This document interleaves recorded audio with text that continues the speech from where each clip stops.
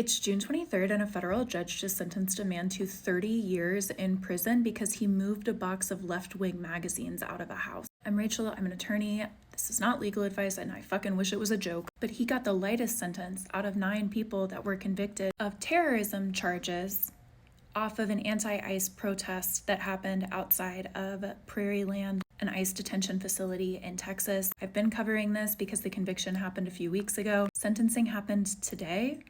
People were sentenced from 30 to 100 years. The man who moved the box of zines because his wife told him to move them out of the house was sentenced to 30. Everyone else got 50 plus. So y'all don't feel like I'm withholding the full picture.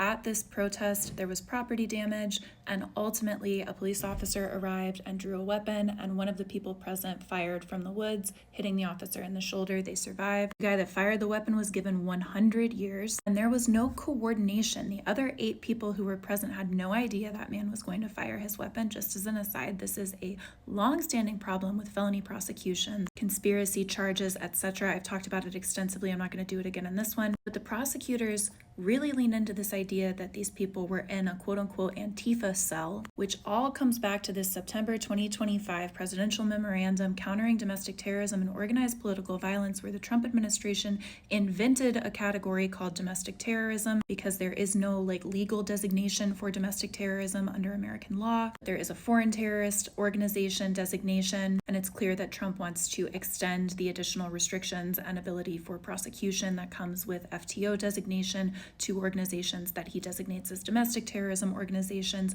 including things that aren't organizations at all, like Antifa. I expect nothing from our court system at this point, and my jaw is still on the floor at these sentences. Just as a reminder, the longest sentence given to anyone who was charged and convicted for January 6th was 22 years. 30 years for moving a box. Democrats better be ready for pardons and commutations if they win the White House back. You better educate yourself on jury nullification, and you better also bear in mind that this was largely possible because some of the other people present on July 4th took plea bargains and testified against other protesters. This is just gonna get worse. And if you're not defending people now, if you want to draw a line, well, somebody had a gun in an open carry state when nobody else knew that he was planning on discharging it in the country that acquitted George fucking Zimmerman, miss me with that. Just for the record, trying to bucket people into good protesters and bad protesters leads to convictions like this one, which are going to lead to convictions for people regardless of how they engage in protest. I'll continue to watch this closely. They're definitely going to appeal, but this is genuinely really, really scary.